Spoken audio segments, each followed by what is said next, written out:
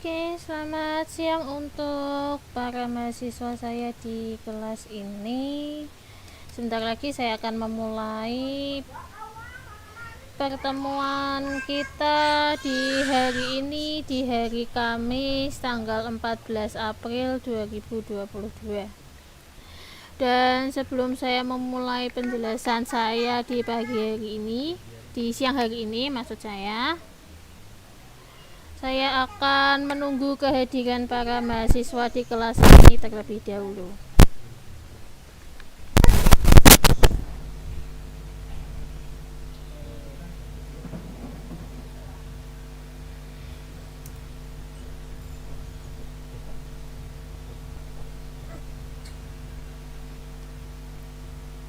Oke, saya tunggu sekitar 5 menit ya sebelum saya memulai penjelasan saya di pertemuan hari ini tentang tabel distribusi frekuensi.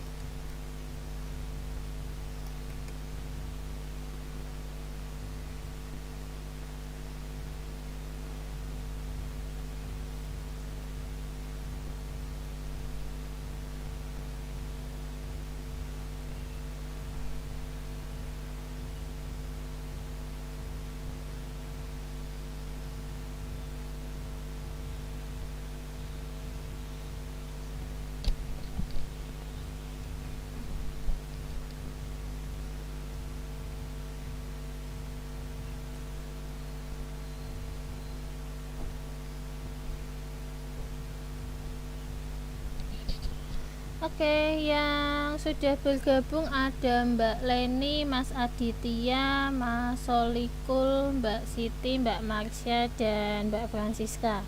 Oke, selamat siang semuanya.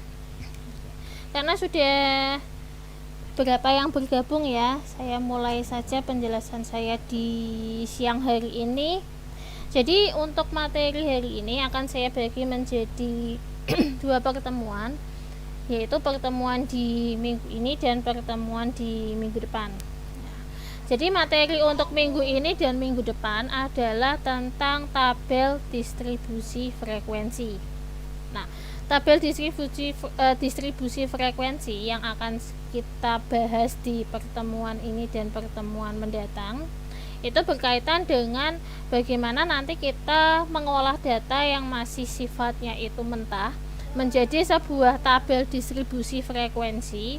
Kemudian nanti bagaimana caranya mengubah tabel tersebut menjadi sebuah grafik ya, histogram maupun poligon yang berguna untuk penyajian data yang sudah kita olah. Jadi di pertemuan hari ini saya akan jelaskan terlebih dahulu tentang tujuan pembelajarannya. Jadi tujuan pembelajarannya di sini ada dua. Yang pertama adalah mahasiswa dapat memahami dan menerapkan konsep dasar yang berkaitan tentang pembuatan tabel distribusi frekuensi dan pengembangan tabel tersebut serta penggunaannya.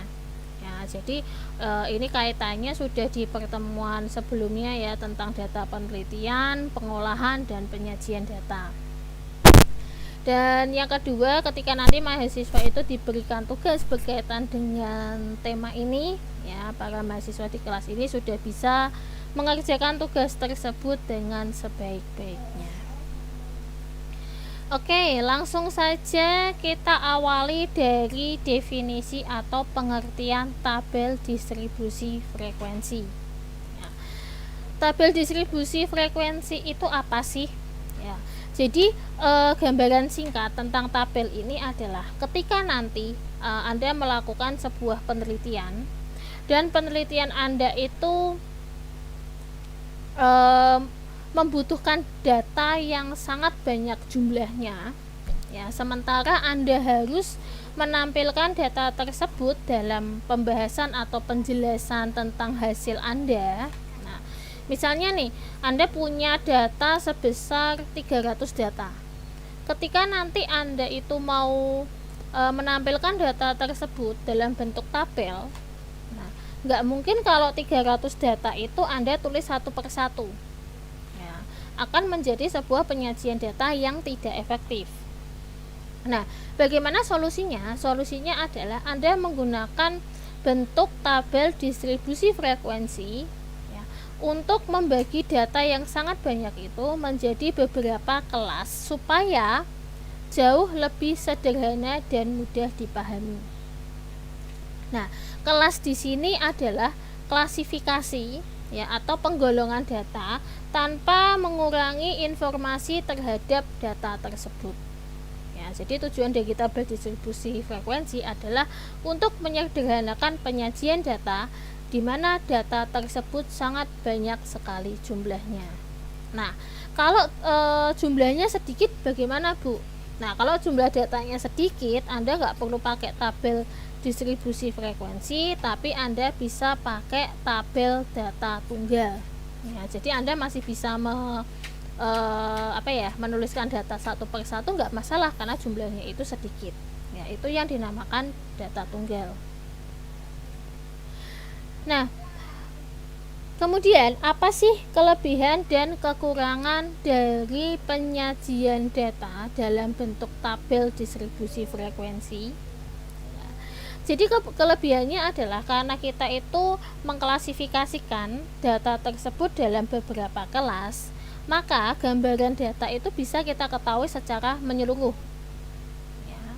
Pola datanya itu kita bisa tahu, ya, dari data terkecil sampai data terbesar itu kita punya gambarannya. Nah, tapi kekurangannya adalah rincian atau informasi awal itu akan menjadi hilang. Karena kita tidak menjabarkan data tersebut secara detail, tapi kita hanya mengklasifikasikan secara sederhana untuk masing-masing data. Nah, kemudian sebelum saya lanjutkan ke bagaimana cara membuat tabel tersebut, ya, kita lihat dulu nih contoh sederhana dari tabel distribusi frekuensi.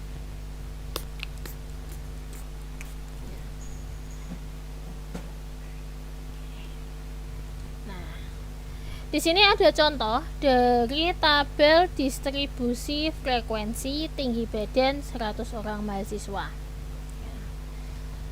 Jadi di sini apa sih yang dinamakan kelas atau klasifikasi data? Nah, contohnya kayak gini, tinggi badan 151 sampai 153. Itu kelas atau klasifikasi. Berarti di sini kalau frekuensinya itu 3, berarti tinggi badan yang masuk antara angka 151 sampai 153 ada 3 data. Ya. Jadi kalau di tabel ini Anda bisa lihat ada berapa kelas. Berapa kelas itu berarti ada berapa baris dalam tabel tersebut. Kita lihat 1, 2, 3, 4, 5, 6, 7, 8. Ya, jadi dari tabel ini ada 8 kelas atau 8 klasifikasi dari tinggi badan 100 mahasiswa. Nah, kelebihannya, ya, kalau kita menggunakan data tabel seperti ini, ya, dengan klasifikasi kelas seperti ini, penyajiannya terlihat sederhana. Terlihat mudah untuk dimengerti, ya. Akan tetapi Tadi kan kekurangannya adalah rincian awalnya itu menjadi hilang atau informasi awalnya itu menjadi berkurang. Contohnya seperti apa? Contohnya nih, kita lihat yang bagian bawah. Tinggi badan 172 sampai 174 itu ada 5 orang mahasiswa. Keterangannya cuma 172 sampai 174 itu ada 5. Nah, pertanyaannya adalah apakah 5 orang tersebut tingginya 172 semua atau tingginya 174 semua atau tingginya 173 semua atau kombinasi antara 172, 173, 174 itu tidak dijelaskan secara detail. Itu yang dikatakan bahwa informasi awal itu menjadi hilang.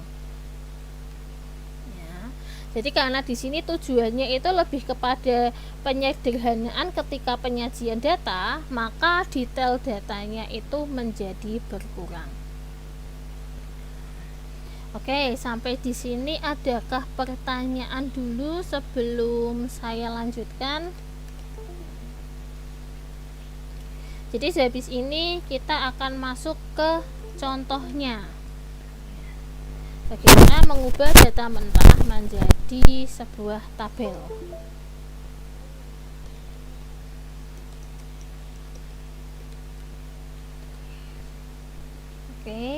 Oke, belum ada ya dari Mas Surya. Oke, Mas Gunawan belum ada. Oke, saya lanjutkan ya. Jadi nanti kalau ada pertanyaan bisa Anda tuliskan di kolom chat.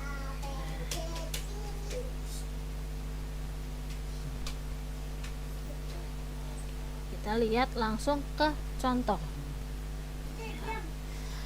Jadi di sini saya punya contoh yang namanya data mentah. Ya. Data mentah di sini adalah data hasil ujian akhir mata kuliah statistika dari 60 orang mahasiswa. Nah, pertanyaannya, kenapa ini dibilang data mentah? Jadi dibilang data mentah karena di sini datanya itu masih acak. Ya. Ini masih belum bisa terbaca mana data yang paling kecil, mana data yang paling besar. Angkanya belum urut, belum disajikan dalam tabel yang menarik. Ini yang dinamakan data mentah. Nah, nanti ketika Anda itu melakukan sebuah penelitian, biasanya data yang Anda peroleh ini seperti ini, datanya itu masih mentah ya. Atau misalnya ketika kalian nanti bikin sebuah sistem, outputnya itu adalah sebuah sistem informasi dan sebagainya, ada kalanya data yang kalian peroleh ya berkaitan dengan inputan data di situ, datanya masih berupa data mentah. Nah, data mentah yang seperti ini yang akan kita golongkan menjadi sebuah tabel distribusi frekuensi.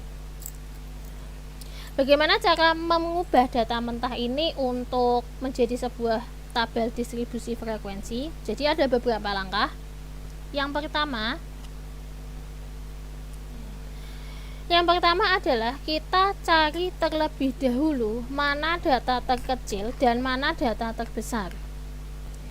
Jadi di sini kita lihat contohnya ya. Data paling kecil itu adalah angka 10. Ya.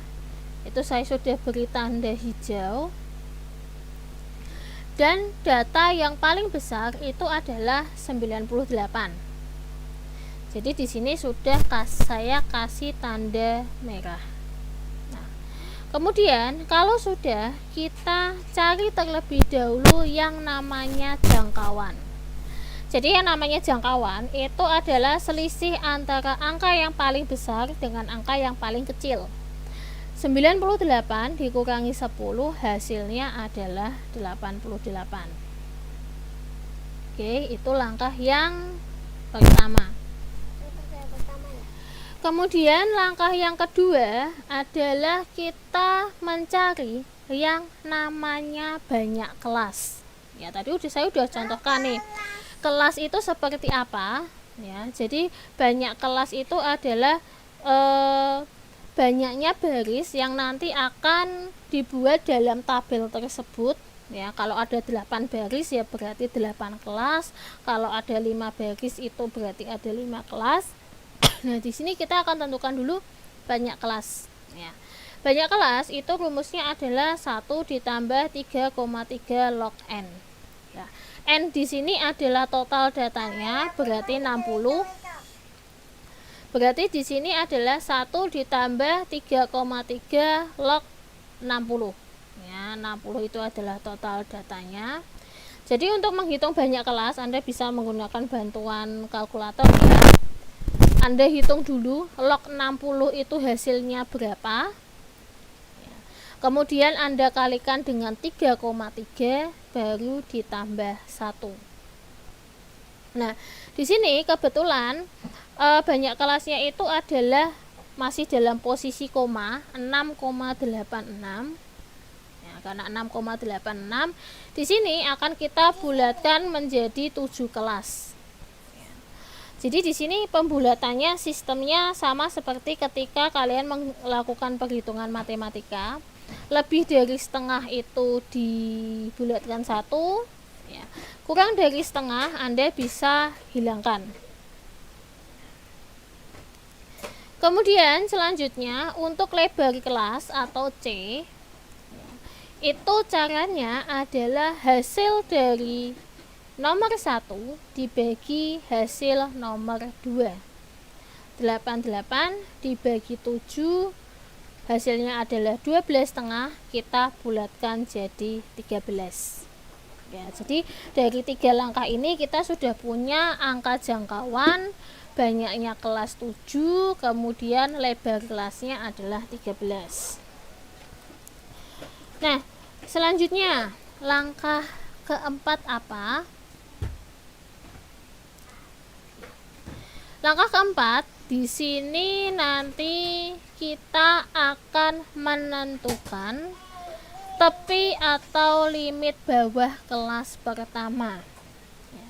Jadi di sini aturan untuk menentukan tepi atau limit bawah kelas pertama adalah kita ambil data yang paling kecil. Jadi data yang paling kecil tadi adalah 10. Nah, kita akan buat 3 alternatif, 10, 9, dan 8. Nanti akan kita lihat bedanya. Kalau mulai dari angka 10 itu seperti apa, mulai dari angka 9 itu seperti apa, mulai dari angka 8 itu seperti apa. Nah, kalau sudah, kita tentukan batas bawah kelas. Ya, jadi batas bawah kelas di sini adalah alternatif tadi dikurangi setengah. Jadi 10 dikurangi setengah 9,5, 9 dikurangi setengah 8,5, 8 dikurangi setengah itu 7,5. Nah, di sini kalau batas bawah itu dikurangi dengan setengah, kalau batas atas itu nanti cara cepatnya adalah ditambah setengah. Ya, jadi kalau batas bawah dikurangi setengah, batas atas ditambah setengah. Nah, kemudian di kolom kelima atau langkah kelima, kita akan tentukan batas atas kelas pertama. Jadi karena tadi kita punya 3 alternatif 9,5, 8,5, dan 7,5, kita akan tambahkan dengan lebar kelas. Lebar kelasnya tadi 13, hasil di nomor 3. Di sini 13. Kita tambahkan 9,5 tambah 13 22,5, 8,5 tambah 13 21,5, 7,5 tambah 13 20,5. Jadi ada 5 langkah awalan yang harus kita kerjakan untuk membuat tabel distribusi frekuensi. Nah, kalau sudah, ya kita mau lihat nih. Tadi kan punya 3 alternatif, 10, 9, dan 8. hasilnya seperti apa? Hasilnya seperti ini. Oke. Ya. Tabel pertama itu dimulai dari angka 8. Tabel kedua dimulai dari angka 9. Dan tabel ketiga dimulai dari angka 10. Nah, pertanyaannya, Bu, kok 10, 9, 8? Kenapa kok enggak 10, 11, 12? Nah, kalau Anda ambil angka 10, 11, 12, ketika Anda mulai dari angka 11 dan 12, angka 10 itu enggak ikut kehitung. Ya, makanya di sini kita ambil angka menurun 10, 9, 8. Nah, kemudian bagaimana cara kita mengecek 3 alternatif ini sudah sesuai dengan perhitungan kita atau belum? Kita lihat nih. Ya. Tadi data terkecil itu adalah 10. Baris pertama itu dia bisa memuat angka 10, berarti sudah betul. Tadi angka yang paling besar itu adalah 98. Di sini baris yang paling terakhir itu bisa memuat angka 98. Sudah betul. Kemudian tadi kita menghitung banyak kelas. Banyak kelasnya ada 7. Kita hitung apakah ada 7 baris. 1, 2, 3, 4, 5, 6, 7. Sudah betul juga, ada 7 kelas. Kemudian tadi di langkah ketiga kita menghitung lebar kelasnya adalah 13. Nah, kita akan buktikan apakah lebar kelasnya itu 13.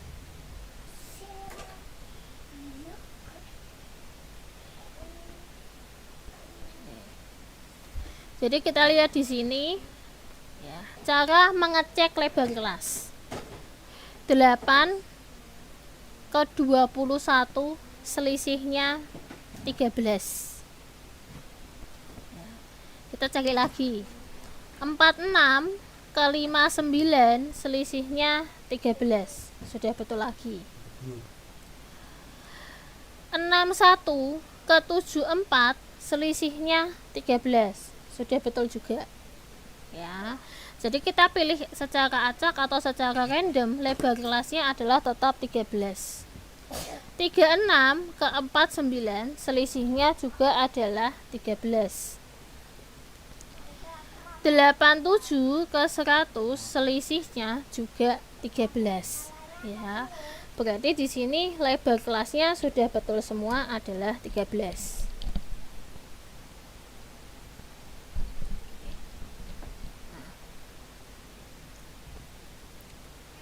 Oke, berarti di sini untuk langkah 1 sampai langkah ketiga kita sudah uji hasilnya betul.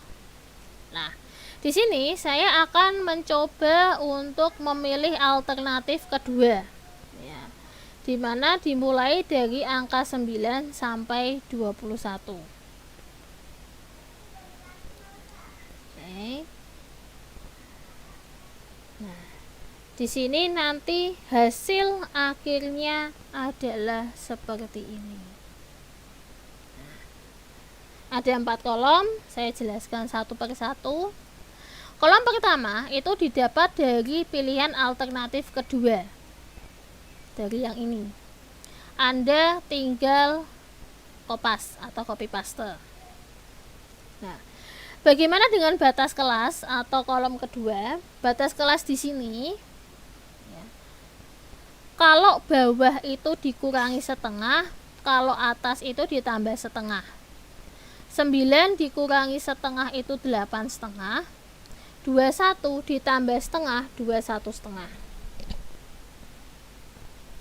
Nah, kemudian saya ajarkan cara cepatnya untuk mengisi yang ke bawah.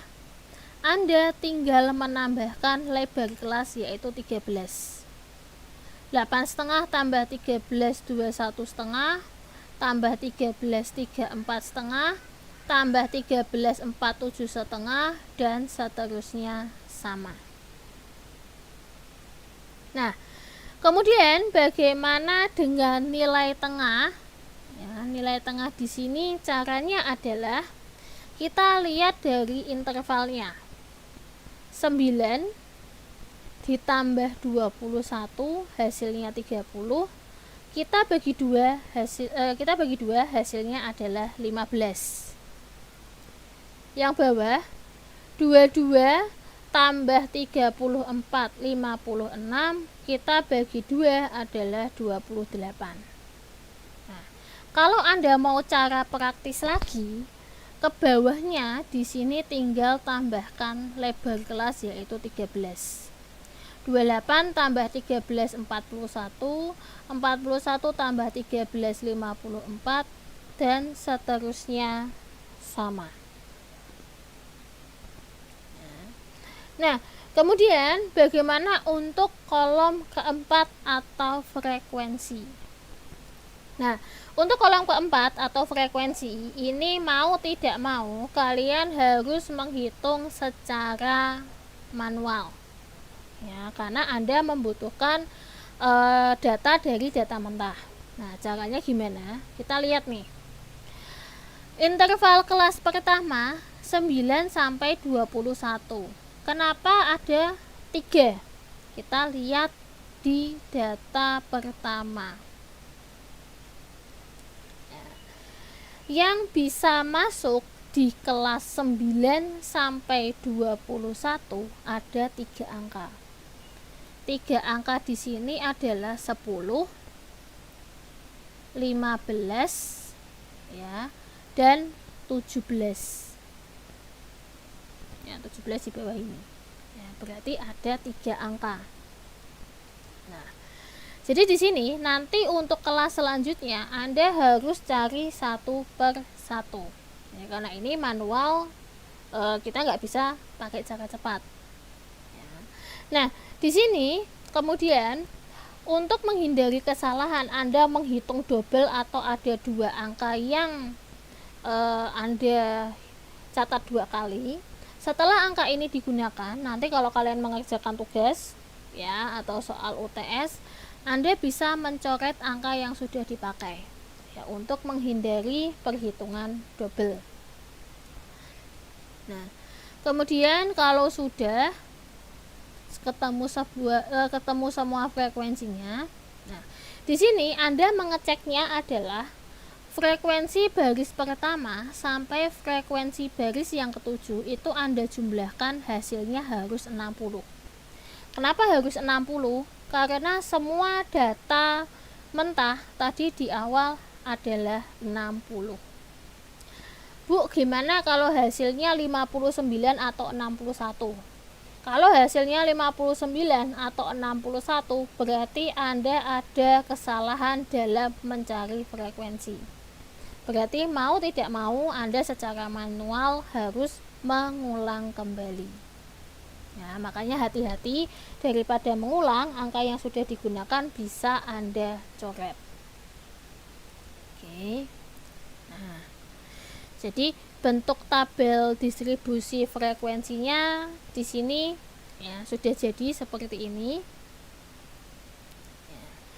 Jadi nanti di minggu depan ya kita akan bahas pengembangan dari tabel distribusi frekuensi yang ada.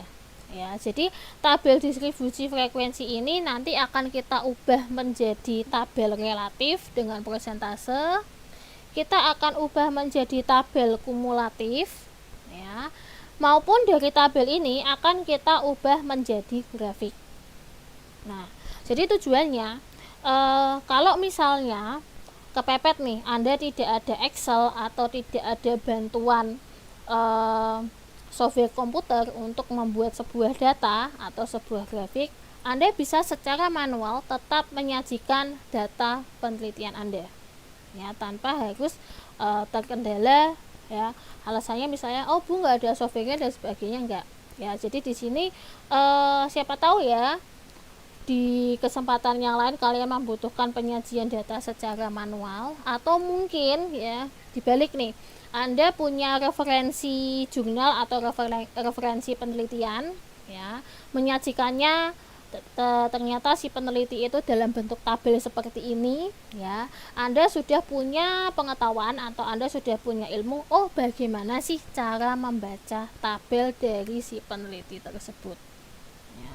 Kemudian nanti di minggu depan akan ada alternatif ya, bahwa penyajian data kalau bentuknya itu grafik, nggak cuma grafik batang, grafik baris ya, atau lingkaran ya, atau bentuk-bentuk yang sudah kita pahami sebelumnya ya, tapi ada salah satu bentuk penyajian data yaitu histogram dan poligon ya, itu sebagai alternatif untuk menyajikan data yang jumlahnya sangat banyak.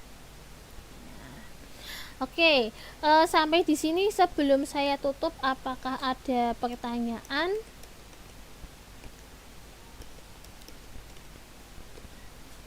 Jadi di minggu depan masih melanjutkan materi di hari ini.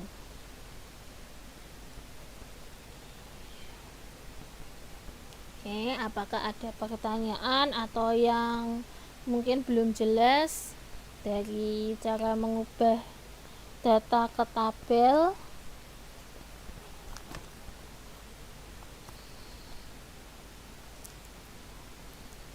Oke, Mas Gunawan belum ada, yang lainnya? Oke, Mbak Amalia belum ada. Ya, belum ada ya, sudah cukup jelas ya. Oke, kalau memang belum ada pertanyaan, mungkin saya cukupkan sekian untuk pertemuan di hari ini ya. Dan sebelum saya tutup ya, jangan lupa absennya disiakat ya, jangan sampai kelewatan. Kalau udah absen dicek lagi ya, supaya tidak ada masalah dalam absen Anda. Mungkin itu saja yang bisa saya sampaikan di siang hari ini. Selamat berpuasa ya bagi teman-teman mahasiswa di kelas ini yang berpuasa. Semoga diberikan kelancaran sebulan ini dalam berpuasa, dan di bulan yang penuh berkah ini segala doa maupun cita-cita Anda bisa terwujud. Terima kasih, sekian dari saya. Assalamualaikum.